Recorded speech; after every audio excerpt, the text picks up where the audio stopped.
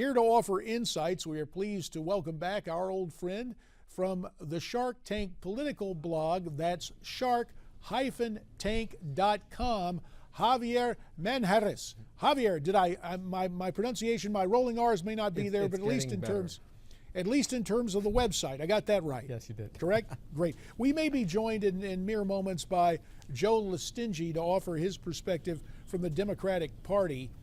But Javier, wow, what a dramatic difference between Prime Minister Cameron and President Obama in terms of their approach to this. Well, look, first we have to give President Obama the credit it's due to him. Look, at least he's keeping with that open transparency and being honest with the American people, and that he has no clue what he's doing. He has no sense of foreign policy. It's failed. So we got to give him credit there. Now, look, what I'm saying is it's an embarrassment for the United Kingdom, which has always been a partner of the U.S. and always has followed the lead of the U.S. when it comes to foreign policy, especially with combating terrorists around the world.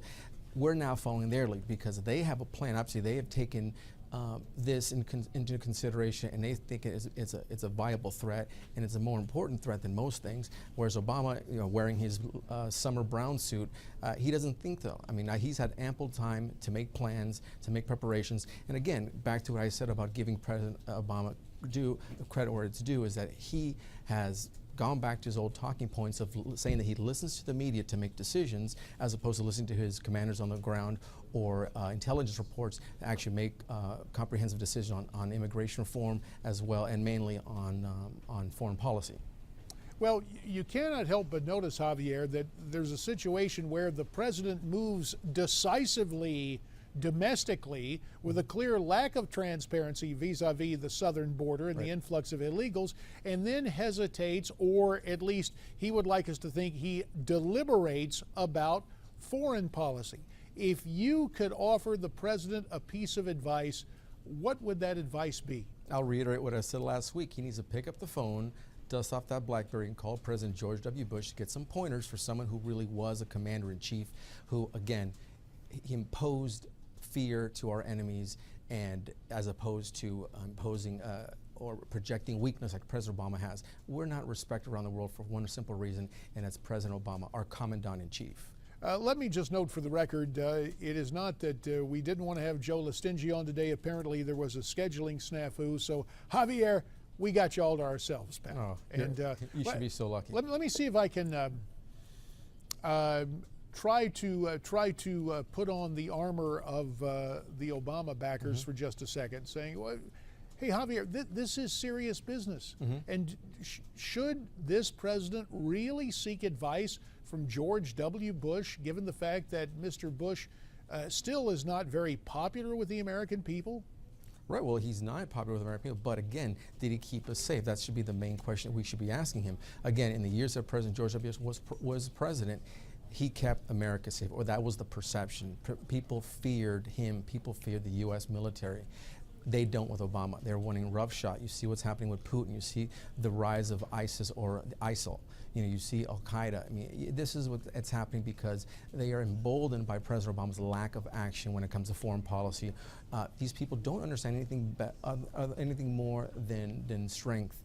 And Obama projects weakness as opposed to President Obama, President Bush, who has always projected strength. Whether you like him or not, that's what he's projected, and that's what kept us safe. Well, Javier, according to the latest poll from USA Today and Pew Research, 54% of Americans interviewed said our president is, quote, not tough enough in pursuing foreign policy and national security. You talked about picking up the phone and calling the previous commander-in-chief. What else could the president be doing to demonstrate a seriousness of purpose when it comes to these international problems? Well, he's showing some leadership, if you would.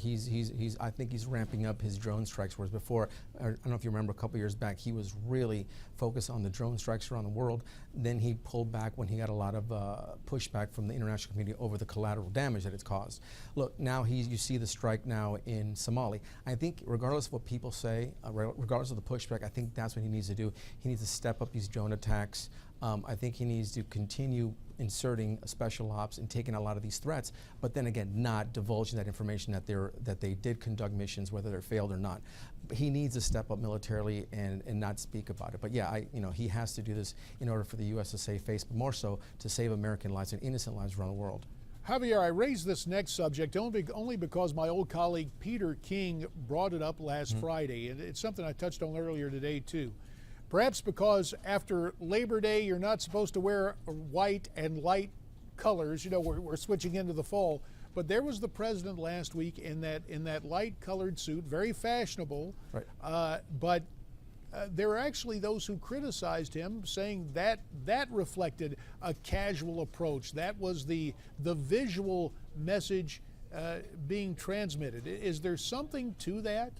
Well, I don't think so, but there could be, because if he's making such an announcement on foreign policy, you know, these politicians have handlers, and they're told what to wear.